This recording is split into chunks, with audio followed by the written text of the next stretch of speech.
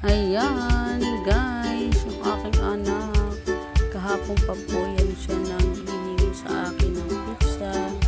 Sabi ko nga sa kanya, bukas na lang tayo bibili ng pizza at gawa nga ng nag-uulan-ulan dito sa amin. Mahirap naman yung paalis-alis kami ng bahay, yun lang namang sadya namin. Sabi ko sa kanya, bukas na lang tayo bibili. Kasi bibili rin ako ng ulam namin, sasabay ko na sa pagbili. At hindi nga pa ako guys, tinatantanan niyan at paulit-ulit ang sinasabi na mami, bili na tayo ng pizza. At namimiss na daw niya ang pizza. So yan guys, maikwento ko nga lang po sa inyo, yung bata na yan, kayang-kaya po na ubusin ng isang buong pizza. Yan, ganyan. Tapos, ang problema nga lang dyan, pag naubos niya po yan, hindi na po siya kumakain ng kanin. Kasi, sa dami pa naman niyang kinakain na pizza.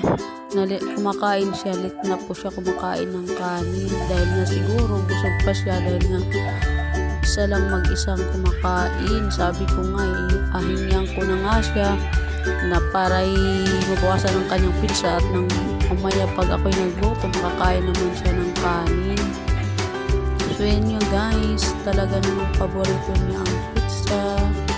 Kaya tuwang-tuwa yan siya, magpasayaw-sayaw pa siya habang kumakain.